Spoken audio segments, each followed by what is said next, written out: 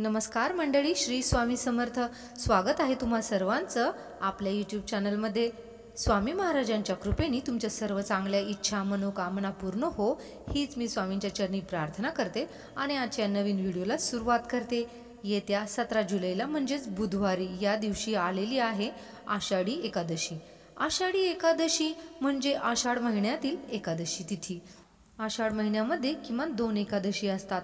आषाढ शुद्ध एकादशी आणि आषाढ वद्य एकादशी अशा 2 एकादशीला महिन्यामध्ये असतात. आषाढ महिन्यातील शुक्ल पक्षातील एकादशीला देवशयनी आषाढी एकादशी म्हणतात. हा दिवस धार्मिक आणि आध्यात्मिक दृष्ट्या महत्त्वाचा मानला जातो. या आषाढी एकादशीच्या व्रतामध्ये सर्व देवतांचे तेज एकवटलेले असते. म्हणूनच सर्व एकादशींमध्ये आषाढी एकादशीच्या व्रताला अनन्यसाधारण महत्त्व आहे. पंढरपूरचा अदृश्य भगवंतांच्या अस्तित्वाचा पुरावा मिळतो. तसेच वैकुंठ भूमीच्या आधीपासूनच पंढरपूर अस्तित्वात आहे आणि म्हणूनच पृथ्वी तलावरील सर्वात पुरातन अशा तीर्थक्षेत्राचा पंढरपूर असा उल्लेख केला जातो. आणि या पंढरपुराचा विठोबा हा अवघ्या महाराष्ट्राचे दैवत असून आषाढी एकादशीला इथे वारकऱ्यांचा मोठा मेळा भरतो. महाराष्ट्राच्या कानाकोपऱ्यातून ठिकठिकाणाहून लाखो भाविक लोक विठ्ठल नामाचा गजर करीत आषाढी एकादशीला पायी चालत येतात आणि हिलाच आषाढी वारी असं म्हणतात. विठ्ठल नामाचा नामघोष करत अनेक वारकरी पायी या ठिकाणी अगदी भक्तिभावाने येऊन पोहोचतात आणि यानंतर चंद्रभागेमध्ये स्नान करून विठ्ठलाचे दर्शन घेतात. या दिवशी विठ्ठलाने त्यांना दर्शन दिले असं समजून ते या दिवशी व्रत देखील करत असतात. आणि म्हणूनच आपल्याला या आषाढी एकादशीच्या दिवशी ही एक चूक जी आहे तर ती अजिबात चुकूनही करायची नाही. जर तुम्ही आषाढी एकादशीचं व्रत केलं असेल आणि ही एक चूक जर तुम्ही केली तर तुम्हाला या व्रताचं कुठलंही फळ जे आहे तर ते मिळणार नाही. आणि ही चूक जी मी तुम्हाला सांगणार आहे ही चूक 99% लोक करत असतात. आणि म्हणूनच अशी कोणती चूक आहे ती आपण या एकादशीच्या दिवशी जी आहे ती करायची नाही. याबद्दल संपूर्ण माहिती मी तुम्हाला आज या व्हिडिओमध्ये सांगणार आहे.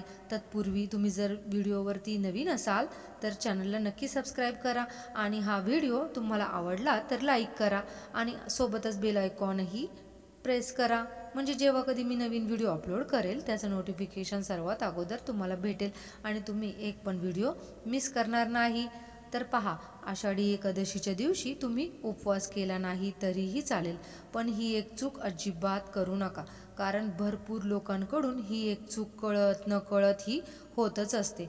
म्हणजेच 99% लोकांकडून ही एक चूक जी आहे तर ती होत असते. आणि म्हणूनच मी तुम्हाला आज सांगणार आहे की आपल्याला ही चूक जी आहे तर ती करायची नाही. तर पहा, तुम्ही वर्षभरातील कोणतीही एकादशी केली नाही तरीही चालेल, पण वर्षातील आषाढी आणि कार्तिकी या दोन्ही एकादशी आवर्जून करा. कारण आपल्याला वर्षातील 24 एकादशींचं व्रताचा लाभ जो आहे तर तो होत असतो. आणि म्हणूनच अगदी लहान मुलांपासून ते मोठ्यांपर्यंत सर्वांनी या एकादशीला न चुकता व्रत जे आहे तर ते करायचं आहे. आणि या व्रताच्या दिवशी आपल्याला कोणत्याही झाडाची हत्याही करायची नाही. म्हणजेच कोणतेही झाड जे आहे तर ते तोडायचे नाही.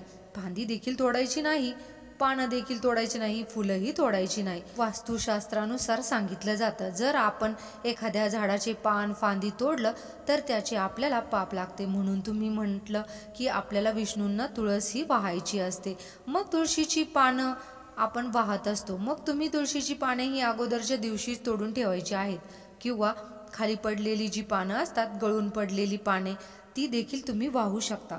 म्हणजेच भगवान विष्णूंना तुम्ही अर्पण करू शकता.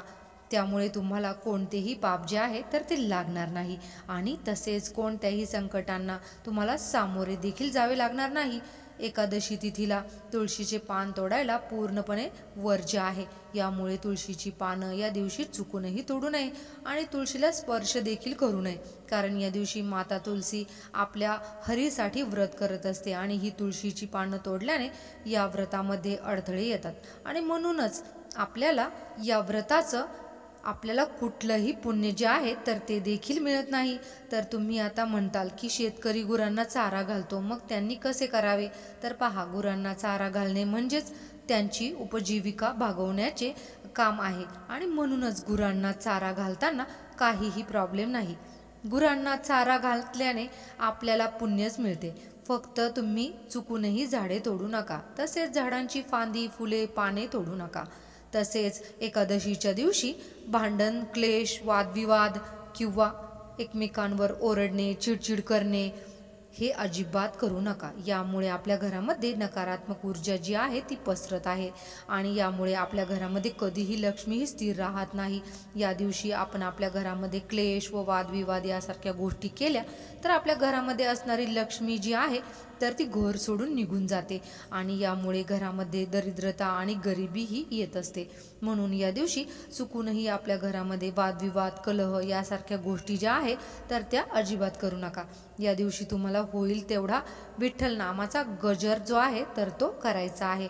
भगवान विष्णूंच्या मंत्रांचा तुम्हाला जप करायचा आहे। तर जसं तुमच्या घरामध्ये कोणी आजारी असेल, एखादी स्त्री ही गरोदर असेल आणि त्यांना व्रत करणे शक्य नसेल तर त्यांनी या दिवशी व्रत हे कसं करावं, तर तुम्ही या दिवशी भाजी पोळी खाल्ली तरीही चालेल, पण भात हा पूर्णपणे तुम्हाला वर्ज्य ठेवायचा आहे।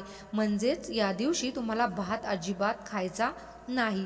तसेच तुम्हाला तांदूळापासून बनवलेले पदार्थ जे आहे तर ते सुद्धा तुम्हाला या दिवशी सेवन करायचे नाही, कारण या दिवशी भाताचं पूर्णपणे वर्ज्य असतं। यामुळे या दिवशी जर तुम्ही व्रत नाही केलं तरीही चालेल, परंतु तुम्ही भाताचं सेवन जे आहे तर ते करू नका। तुम्हाला नक्कीच एकादशीचं पुण्य जे आहे तर ते प्राप्त होईल। तसेच एकादशीच्या दिवशी आपण व्रत करत असताना काळ्या किंवा निळ्या रंगाचे कपडे जे आहेत तर ते परिधान करू नका, कारण तो अतिशय अशुभ मानला जातो। यामुळे या दिवशी आपल्याला पिवळ्या किंवा लाल रंगाचे कपडे जे आहेत तर ते परिधान करायचे आहे।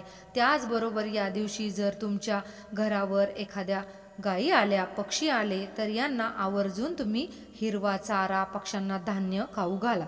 एकादशी तिथीला गायीची विशेष पूजा करायला महत्त्व दिलं जातं। या दिवशी गायीची पूजा केल्याने दारिद्र्यताही नष्ट होते आणि सोबतच 33 कोटी देवतांची कृपाही आपल्यावरती प्राप्त होत असते आणि यामुळे घरात सुख, शांती, समृद्धीही नांदत असते। तर अशा पद्धतीने ह्या काही चुका ज्या आहेत तर त्या आवर्जून आपल्याला येत्या आषाढी एकादशीच्या दिवशी आवर्जून टाळायच्या आहेत। तुम्ही व्रत केलं किंवा नाही केलं तरीही चालेल, परंतु तुम्हाला या चुका ज्या आहेत तर त्या आवर्जून टाळायच्या आहेत। तसेच या दिवशी तुम्हाला संपूर्ण दिवसभर ओम नमो भगवते वासुदेवाय नमः या मंत्राचा जप जास्तीत जास्त करायचा आहे। या जपाने भगवान विष्णू आणि माता लक्ष्मी हे प्रसन्न होतात आणि जीवनातील सर्व अडचणी या दूर होतात। व्हिडिओ तुम्हाला आवडला असेल तर व्हिडिओला एक लाईक अवश्य करा आणि अशीच नवनवीन माहिती ऐकण्यासाठी आपल्या चॅनलला सबस्क्राईब करा। श्री स्वामी समर्थ। जय जय स्वामी समर्थ।